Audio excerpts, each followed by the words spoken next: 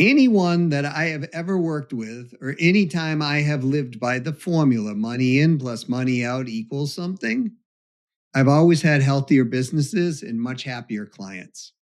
Why do growing businesses go broke? Welcome to the Profit Answer Man podcast. I'm Rocky Lalvani, and I help 7 and 8 figure business owners scale profits and cash flow while working less. Every week, we dig into proven methods like the Profit First system, other cash flow strategies, and real execution. No accounting jargon, no fluff. If you're going to be the backbone of America, creating jobs and serving your mission, you deserve to be well rewarded. We're Profit First certified professionals. If you want the masterclass, check out episodes 2 through 13, including Mike Michalowicz, where I break down the entire Profit First book, chapter by chapter. If you want, grab your free copy of the Profit Blueprint book at profitcomesfirst.com and start making profit a habit today. You built this business to serve your mission and your freedom. Let's make sure it pays you back. We also offer strategic tax planning and preparation to help you keep more of that profit. Now let's dive in.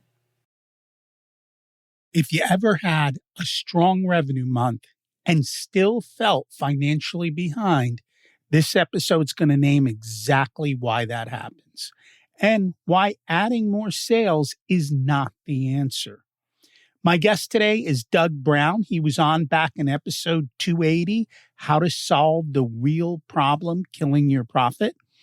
He's back again. He's been inside of 37 companies, generated over $1 billion in revenue across his career, and he's watched his own bank account drop from high 7 figures to near zero more than once. He estimates he's left over $50 million on the table before he stopped chasing revenue and started running the formula. We're going to get into the math behind why more sales can actually make a broken business worse.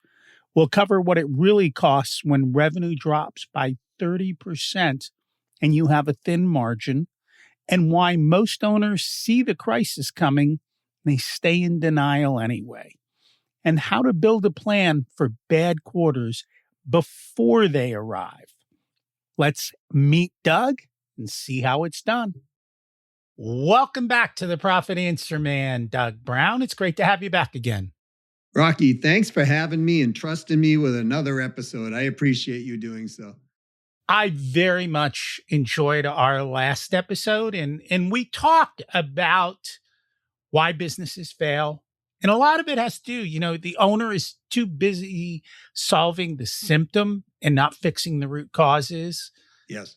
You and I both know, nobody likes math, so they ignore the math. Yes. They all love what they do, but I don't know if you are. I'm a systems guy, and so everything to me is a system. If you don't have a system, you're the bottleneck. We always talk about raising prices, and then, hey, as a business owner, let's face it, there is fear and there's always worry. And those were a lot of the issues that we talked about last time, but we're going to go deeper because we've been involved with 37 different companies. And so you've seen patterns in issues, and I'd love to kind of dig into that. What are the common issues that are out there, and where do these business owners get stuck? Where'd you get stuck during that whole process? Okay, so we have a long list. We do. We'll get to what we get to. So I think I'd like to start by, most people, when they get into business, Rocky, they're doing it for usually 3 reasons. One, they want to make more money. They want to have more time. They want to have more freedom of some sort. We call that ELF. ELF? Easy, lucrative, and fun. Oh. Well, I'm going to borrow ELF going forward if you're okay with that. Easy, lucrative, and fun. Yeah, I mean, the thing is for most people when they get into business, on that easy, lucrative, and fun, they sometimes get 1 out of the 3, but most of the time they don't get any out of the 3. So Usually the one they get more so is the lucrative, the money. They start seeing a little bit more money or a lot more money, but then they build a business that is key man dependent, meaning they build it on their back. They don't have systems, processes, and things in place, and they end up making less money, having less time, and certainly less freedom. And so, you asked me what the common issues are. That's the number one thing that I've done in my life or witnessed other people doing, and then figured out how to not do that. So to me, that's where the common issues are. And they all kind of spawn out from that. And, you know, why they happen that way is most of us who get into business, go ahead, sir. No, I was going to say, I think what I have found is business owners are really good at what they do. So if you're a plumber, they're great at plumbing, or if run a restaurant, they're great at being the chef or serving their clients. But there's the other half of it, right? Running the business. And that's the part none of them like. And I don't blame them. Well, they were never taught either, E-Myth, the Molly, the muffin baker story. Those of you who don't know, it's a book and a methodology. That technician, you're really good at something. And then you get into business. And my dad was this way. My dad was a brilliant, brilliant technician in the electrical world. Used to get calls from all over the world to come solve problems. 19 years later of being in business, he walked in, put the key in the door one day and just locked it and walked away. And I went to him and I said, Dad, why don't we sell this? I was 19 years old. He said, I just don't have it in me anymore. I don't even have the ability to want to be here anymore. So they sold the building and they lost millions and millions and millions of dollars, not selling it the right way, but he bought a boat and went fishing. And, he was happy for about 5 years doing that after he, detoxed through. So he ended up coming back into the business and I actually helped him build it the right way. And he ended up doing quite well. But, at that point, I was in my mid-20s and I had learned some things. So, if we are the technician, but we've never been taught business or how to run a business, that's where we run into challenges. And quite frankly, we're not taught it in grade school or high school or, even university. I have an MBA. They didn't teach it to me. Right. And that's the key to this whole thing is you have to figure out how to run the business. And unfortunately, this is the other thing that I run into. There's two different separate types of business owners. And the first one is the business owners who want to learn from their own mistakes. And I don't understand that one. I like to learn from other people's mistakes, right? So I want to learn from what somebody else is teaching me. And then there's the second type of issue, which is a lot of business owners think if I just have more money, everything will work out. And so they chase revenue. Yeah. And they keep getting more and more revenue, and the problems get bigger and bigger and more complex, and they buckle under it. And the two are probably, related, but those are the two biggest things that I see. Yeah. So there was a study I just read recently that said most CEOs, it was in the 60%, high 60s. Most CEOs are sales and marketing focused. Then there's the next category, which is the numbers focused. And then the next category, which was a very tiny percentage, was process focused. So, you know who Gino Wickman, he wrote Traction. Yeah. He wrote all of that. Gino talks about the visionary and the integrator. And so the visionary is the person with all the great ideas. The integrator is the person who takes your great ideas and turns them into reality. Yeah. And I was really shocked. He goes, for every 4 visionaries, there's 1 integrator, meaning it's really hard to find that person who can take your wild and crazy ideas and actually make them come to life. Yeah, I think Gino's 4-to-1 ratio is off. Okay. I think it's more like 100-to-1. So And I'll tell you why I say this. And the reason I say this is I was at an M&A partners type conference, and there were literally 800 people in this conference. And the first, the founder of the company got up and spoke, and he said, I'd like to know how many of you are creatives and visionaries. You know, you see an idea, you know how to capitalize on it, so to speak. You go for it. And the majority of the hands went up. Like it almost looked like no one was left in the audience, but these creatives. And then he said, okay, now I want you to raise your hand if you're an integrator, if you put these pieces together, if you put process around it, if you're the Six Sigma black belt type people, et cetera, et cetera, et cetera. And 6 people raised their hand in the audience. And then he said, could you all stand up, please? And they stood up and he said, all you creatives, I want you to get with these 6 people because your business is not going where you want it to unless you have one of these.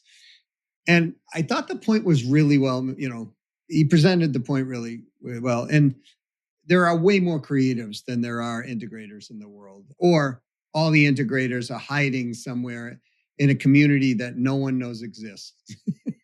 Partially they're hiding. I know for me, because I fall into that category. Yeah. For a long part of my life, I just didn't realize how different I was. And I didn't realize that this was a gift and that it was a rare gift. I'm like, oh, if you want to do something, you just do it. Here's the order you do it in, and blah, blah, blah, blah, blah. And it was so natural to the way I did things that I didn't know that I should be better utilizing that skill, because a lot of people don't understand it or don't value it. Because if you're trying to fix systems, if I go into whoever at the next office, oh, let me help you fix that system so you can get your work done in 10% of the time, they get mad at me. Well, because the majority of people see revenue, they're always talking about revenue, right? It's like revenue's king, queen. And the reality is, well, I'll illustrate it this way. I was talking to a company that were doing over $1 billion. And I said to them, I said, what's your operating profit? And they said, we're doing over $1 billion. And I said, no, I get that. That's revenue. What's your EBITDA or your operating, you know, like, and they said, we're well over $1 billion. And I said, wait a minute, guys, gals, let's just get EBIT. Let's just take what your revenue is, subtract your cost of goods. What's that number? And they said, we're over. And I just put my hand up and I said, guys, how much money are you losing? And it was a pause in the room. And then they said these words, Rocky, 72 million a year. So go back to your point of, you know, some want to learn by their mistakes, right? And I always believe it's better, much better to watch a boxer and realize when the punch is coming and let the boxer take the punch in the face and then learn, oh, every time that person's punching this guy in the face, he's biting his lip on the left-hand side. And if the guy just moved, he wouldn't get hit. To me, I'd rather learn that way than to get punched in the face. I'd also rather learn financially not to watch my bank account, which I have had happen in my days, go from high 7 figures to 0, you know? So I think the biggest mistake that people make, Rocky, is they don't live by the formula, which is money in plus money out equals a result. And I'm working on this, right? Because everyone knows money in and technically they know money out. I'm like, business is really simple. The gap between those two is what we want to focus on increasing. The bigger the gap, the happier we all are. That gap is profit. And yet, like, that simple concept doesn't seem to get through. I don't know why. Oh, I know. I promise you this is correct. You don't do 37 companies and not learn a few things. You know what I mean? Like, you and I have worked with literally thousands of other companies over the years, right? So you learn a few things. Here's the thing. Business is so easy until we add people. That's my saying. My spreadsheets behave. The people don't. that's the thing. Like, I'll give you a simple example, and all of your own companies probably can relate to something like this. I have a client that I'm working with right now. We built a sales team for them. We're doing really great. Right out of the gate, things are moving really nicely. And we have one sales individual at this point who is now, instead of following the compliance documents, this company's in an industry that compliance is there. He's now going to AI and making up his own emails and making up his own correspondence back and forth and his own voicemails and his own this and his own that. And I'm like, what are you doing? He's like, well, I just thought this was better than what we had. And so I'm like, do you realize you could cost the company $100 million in compliance errors and what you're trying to do, right? That type of thing. And so this gentleman, 2 conversations on that subject matter, had this need to be creative.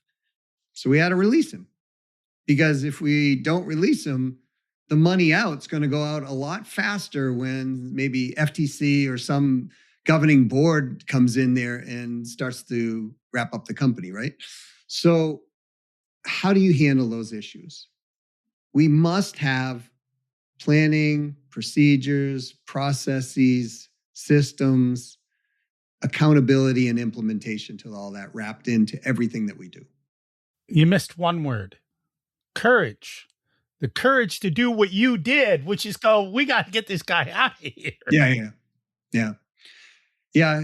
Well, that goes down to, having the discipline to run the company by the money in plus money out equals formula, right? Because there's only three things that come out of that formula. There's profit, break even, or loss. At the end of a time duration, those are the 3 things that work out.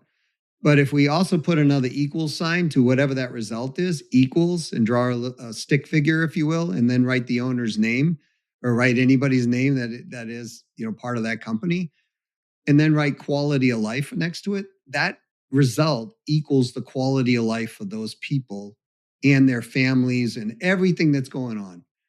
So if we don't have the courage to do what you just said, Rocky, it throws the formula off, and we've got to have that discipline around that. And I find that's where a lot of people, because they're people, they grew up a certain way, they have certain beliefs and values and things like that.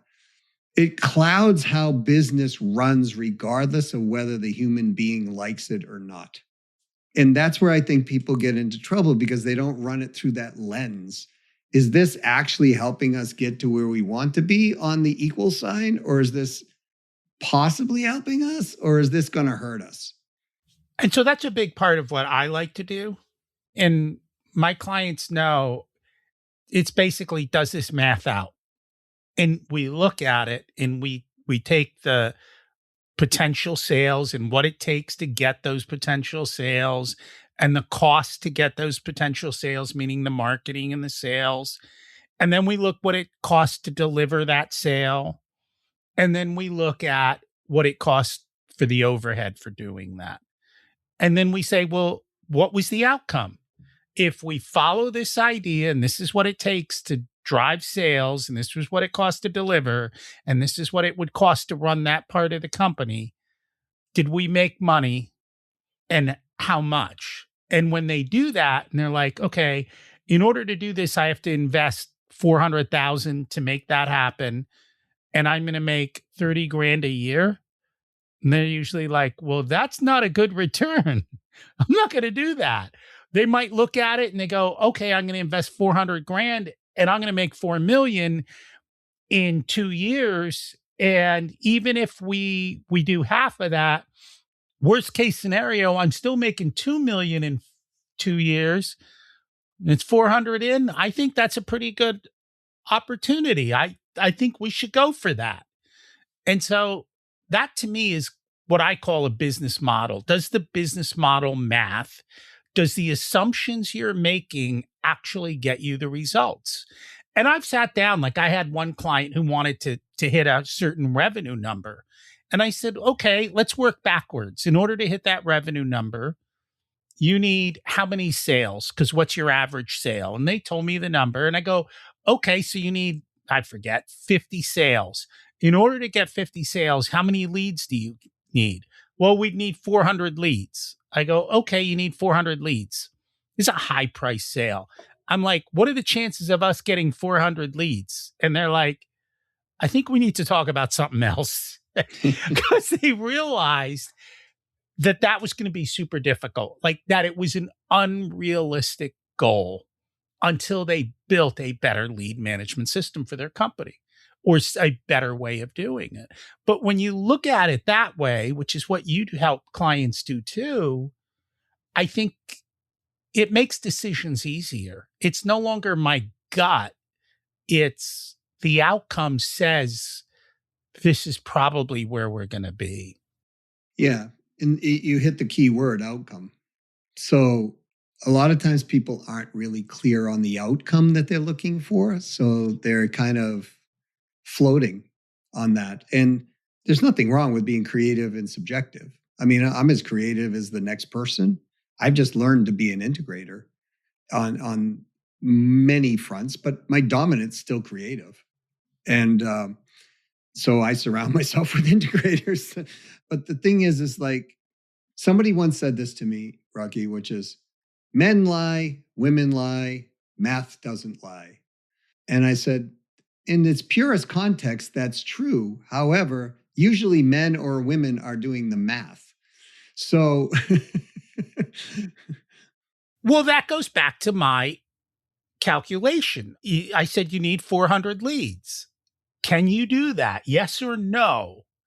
And if the answer is no, then the math isn't going to work. And you know that. Now you can fudge it. Most business owners might go, oh, I can get 1,000 leads. I'm like, that's great. How many did you get last year?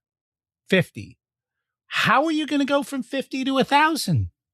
Well, I think that and are these 1,000 qualified sales ready leads, right? Because most people don't think like they think lead volume is also, it's like revenue. We generate 30,000 leads a month. Great. How many sales? What is the endpoint? Right? Because if you have 1,000 leads that are not qualified, you're just creating more activity and you're losing money, not just on the lead cost, folks, the time in, the lost cause of what you could be doing with that time, like all, maybe people are quitting. There's all kinds of factors. So when you look at the whole customer journey across the board, and you break that down into segments, and then you look at each segment and measure those segments and get the math and the ratios, now that starts to tell you a story. And all you creatives out there are probably going, I'd rather die than do this. Hire one of us.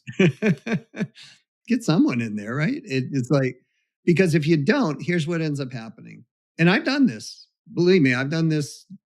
I'm not saying anything on this call that I haven't done personally and experienced the pain out of. I know it's going to work. It's going to work. It's just got to work. There's a need in the market. I can see the need. I subjectively know everything. Let's dump a bunch of money, energy, and time into this thing and then find out, oh, great, it worked. Or in probably half the cases I've done that. So I have to give Russ Whitney actually told me this one. Those of you who don't know Russ, he large company, $1 billion company, owned brands like Rich Dad, Poor Dad, and things like that. So he said to me, he said, Doug, what we do? We take a budget, we stick it there, and then we build something for 12 weeks. We get together, we have a meeting, and we say, do we continue or do we stop?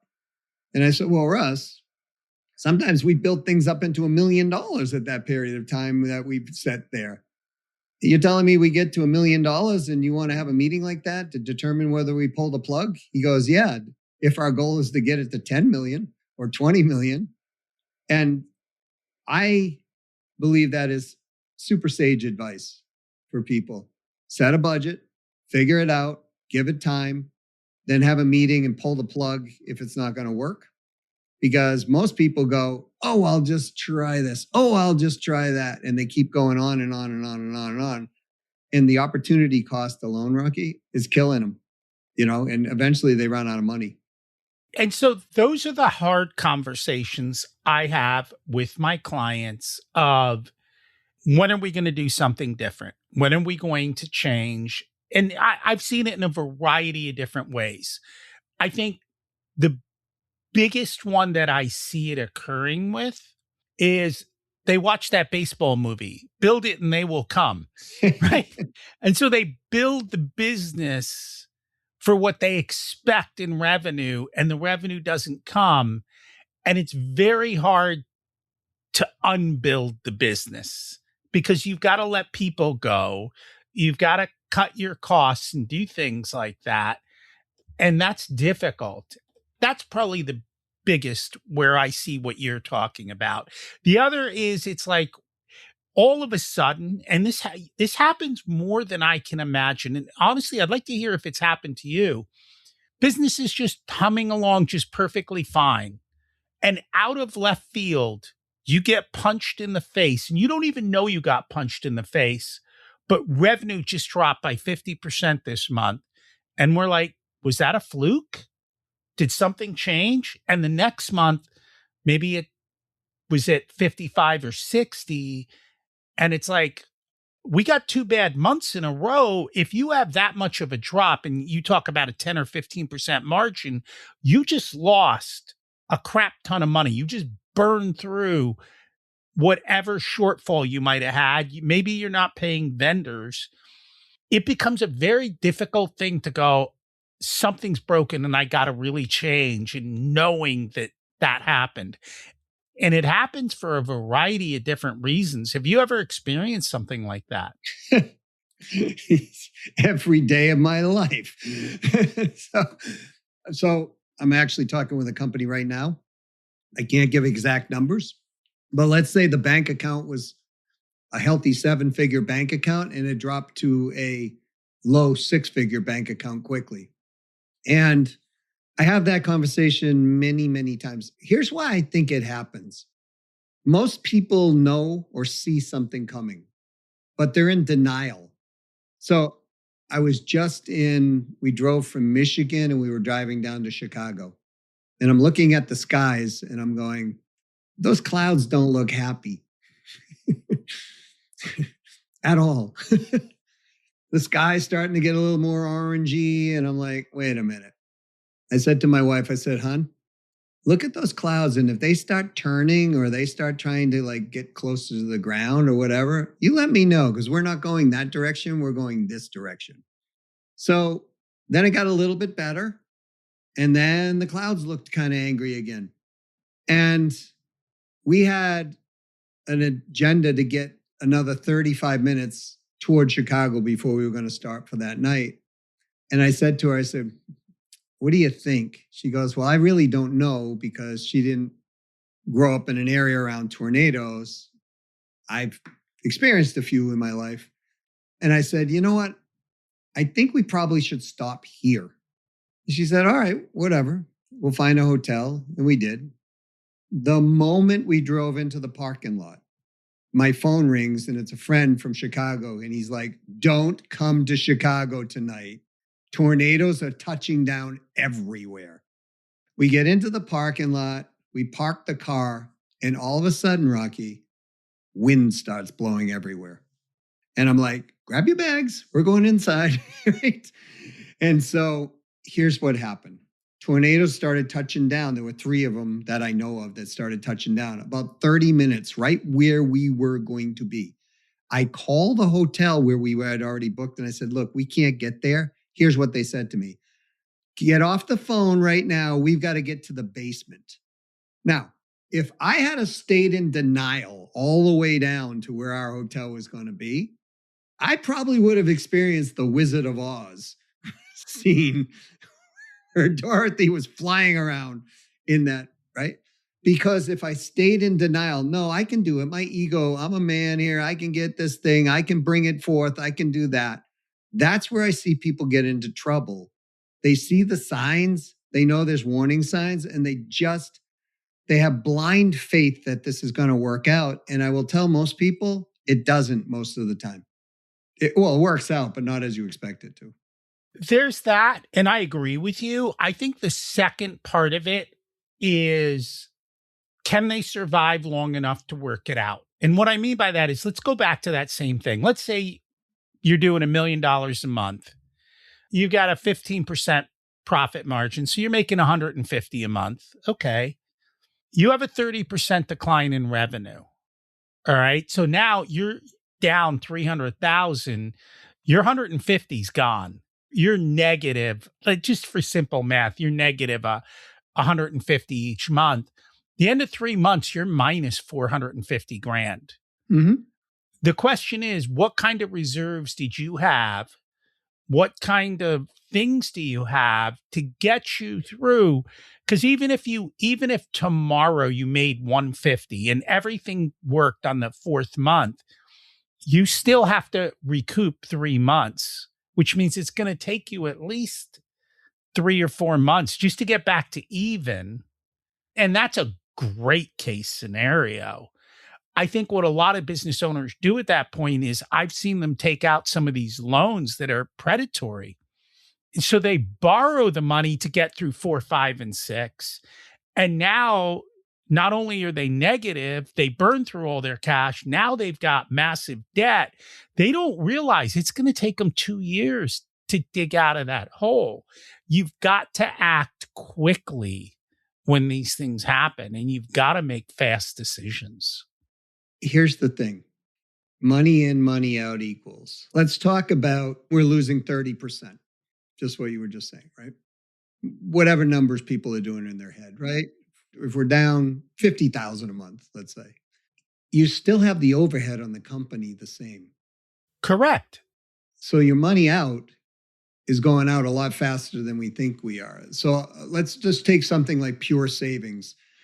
And I just did these numbers for a company, so I can tell you they're accurate.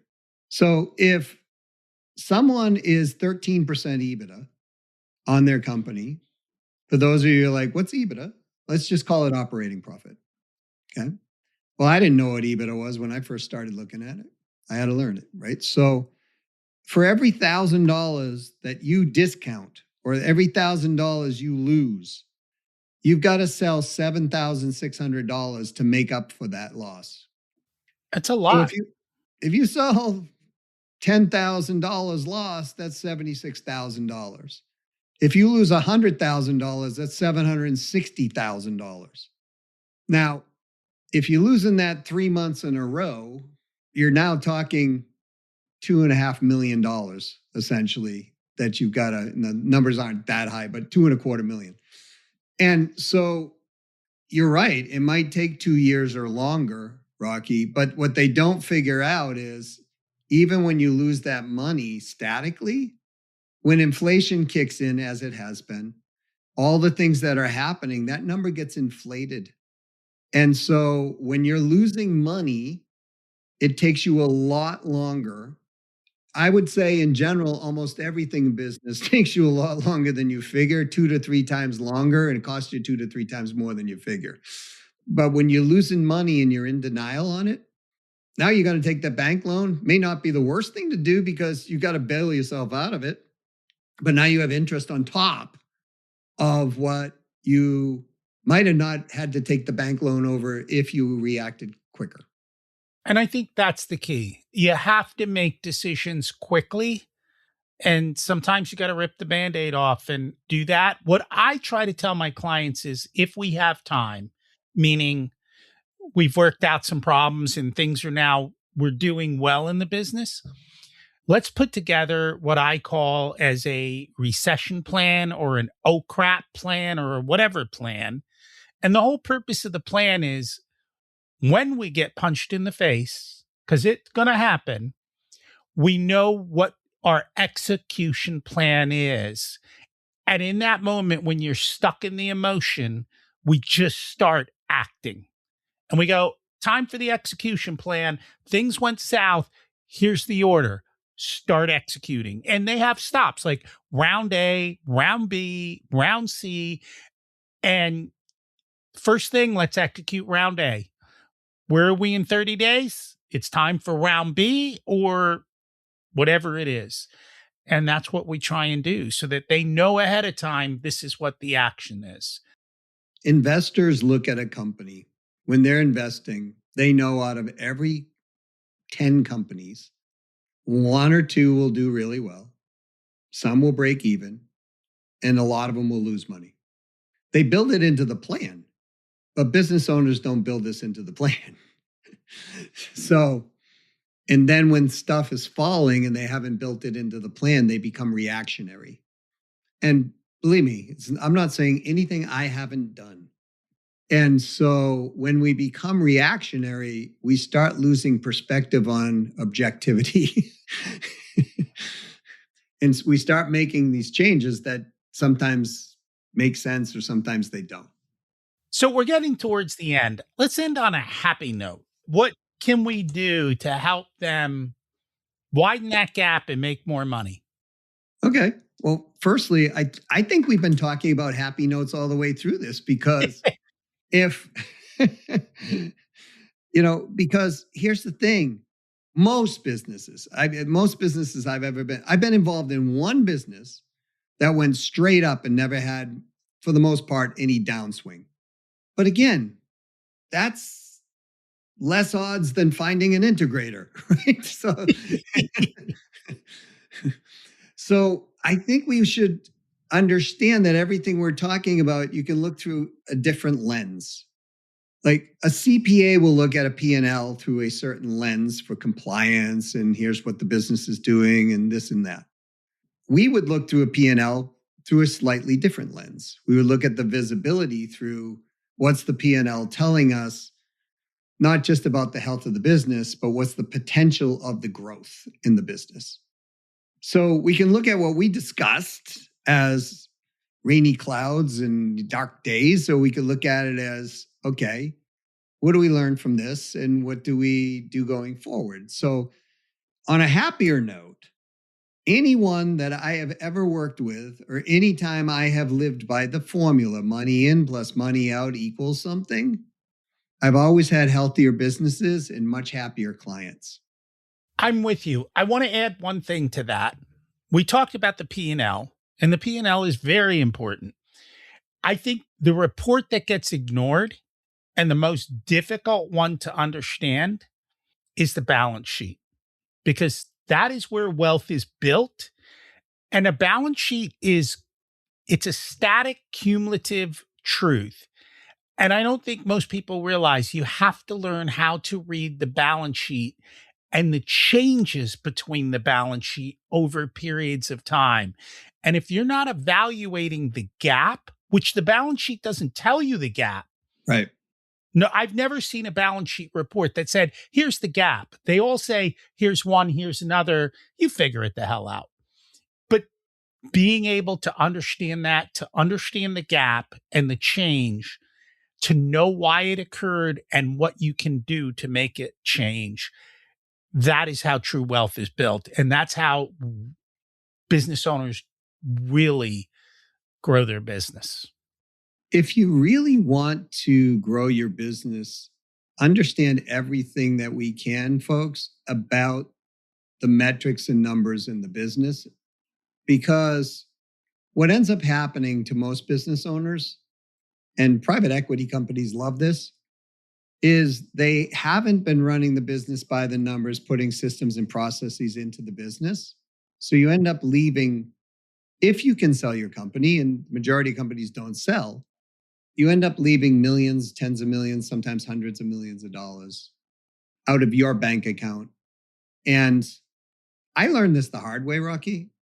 The more that you're financially aware of the rules, the better you will fare.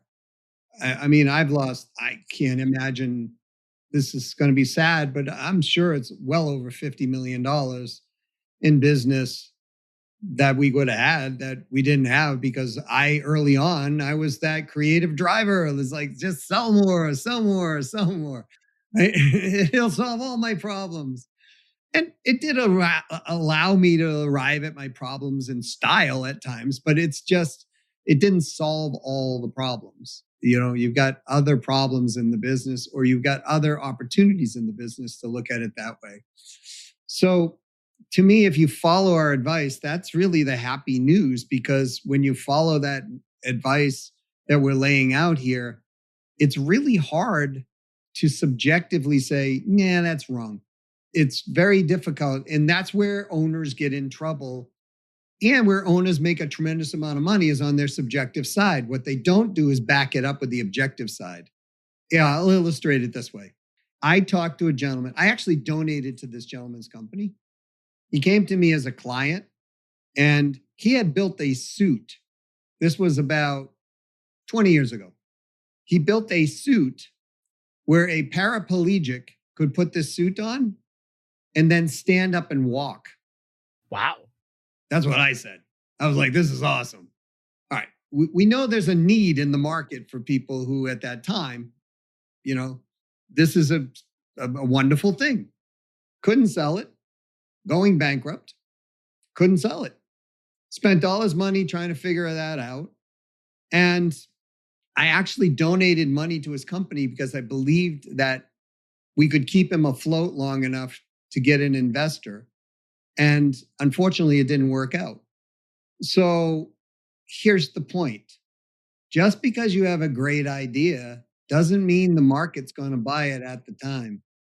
And you must test that idea long before, in this case, this gentleman dumped in over $2 million into this stuff as his own money. And we tested that idea. By the way, I donated a few $1,000s and we tested the idea and found out it wasn't going to work. So if he had just done what we did on a few $1,000s, he would have understood that he never would have had to invest his $2 million in the 2 years of what he tried to do. So please pay attention to what we're talking about, because it's not theory. It's actually application. And money in, money out equals will never, ever steer you wrong if you live by those rules. I concur with you. And I think what most business owners need to understand is there are things you're excellent at, and there are things you are not. And for the ones that you're not, find good people and stick them in that seat and let them help you. Because that's what's going to drive it. And know that you're always in control as the owner. It's like, there's a lot of times people don't. I have a good friend of mine. I won't mention his name because people will know him, and he probably doesn't want this out. But he ran 6 million people through his training programs. It's a few people. Very well-known guy. And he told me his story one day that when he started the company, he was out and he was doing live events and he was pitching it. And he was doing quite well for a smaller business. And he said then he wanted to grow. But what stopped him in the beginning was he felt no one could actually sell from stage better than he could. And he had to pay for the lead cost and fill the rooms, and he'd get somebody on stage and they blow it and he'd lose a lot of money. He said within the first month, he learned that actually people were much better on stage than he was. And he was able to scale that business up from 5 million to over $250 million by getting people in and safely testing them. Because you don't have to, like in his case, you didn't have to fill a big room with 3,000 people and find out it doesn't work. You can fill that room with 10 or 20 or 30 people and test that person and find out it does work or doesn't work, right? So there's ways of doing this safely, but that's really the key in this whole thing. Money in, money out equals. Make that as big as possible, and life is easy, lucrative, and fun. Yes, but you got to have systems and processes and stuff around that with implementation and accountability. I don't disagree with you at all. And that's a lot of, I know you help with, that's a lot of what I help with. And, it's a lot simpler than it sounds when you have people who know how to do it. And that's really the key. And I think you want to go on a happy note. So I have had the privilege of working with very well-known, very large companies, as well as lots of small and medium-sized businesses. But I'll just name a few names. And so people will understand why I'm saying this. I told you about $1 billion company before, but I've worked with Intuit, Procter and Gamble, Enterprise Rent-A-Car, CBRE, Richard Ellis, very large real estate company. And I could go on the names. And I will tell you that even those companies get it wrong sometimes. Sometimes Well, they just have more cash to burn to cover their screw ups. Yes. There was a famous one called the New Coke. Yeah. Right. And that's the thing, that when people are running these things and subjectively making these decisions, that's usually when they get in trouble, or they're denying it's actually going in a direction we don't want to. And those are the two things. So on a happy note, understand that if you're not a, multi-billion dollar corporation, you don't have to go through that painful part as long as you're following the advice that Rocky and I are laying out here. And this works at any size. It doesn't matter what your size is. It's No, just because it's zeros at the math. end. It's math. It's just right? math. We both know this. It's math and application of the math, right? And look, math got us to the moon. People landed on the moon due to math, right? So otherwise, our astronauts would have just missed it. If people would like to learn more about you, where can they find you? Doug at CEO Sales Strategies, both plural.com, Doug at CEO Sales Strategies.com. If you want to know more about me, you can type in Doug C. Brown Revenue Growth or something like that. I will be everywhere. It's purposeful. My LinkedIn is Doug Brown 123. I have a podcast called the CEO Sales Strategies Podcast. If you want to listen to that, I have some books out there. Just type me in if you want to know more about me, and I will be there. But if you want to reach out, email's the best. I will leave a phone number. Please no spam text. It is a cell phone. 832-549-4836. And that will have my voicemail on it as well. And thank you to all of you people who don't spam text me. I appreciate it. But every once in a while it happens. That's why I bring it up. And, let me know what you're looking for. And if I can't help you or Rocky can't help you, then you will have resources who can. Awesome. Thank you so much for joining us today. Thanks for having me on again, Rocky. I'm very, very grateful. If you take one thing from this conversation, more sales is not the fix for a broken business model. Revenue is how you arrive at your problems in style. The real fix is inside your margins, your systems, and how quickly you move when the numbers tell you something is wrong. This is what Doug and I do. You want help? Reach out to one of us. Let us help you get this right. And if you know another business owner who's struggling with this, tired of scaling and growing beyond your cash, ready to end the cash flow roller coaster and build real wealth inside and outside your business, we should talk. I serve 7- and 8-figure mission-driven business owners increase their profit and cash flow while working less. We help you build the businesses that run without you, so you work less and make more. Book your discovery call today. There's a link in the show notes. You'll work directly with me as your Chief Profitability Officer. If you're a 6-figure business owner, check out the Profit Blueprint program at ProfitComesFirst.com. It's your guided path to mastering your numbers with my assistance at an affordable investment for your revenue. Check out my other podcast, Richer Soul. It covers leading yourself and building the ultimate life and business. There's also a link in the show notes. Thanks for listening to the podcast, where revenue is vanity, profit is sanity, and cash is king. Have a profitable week.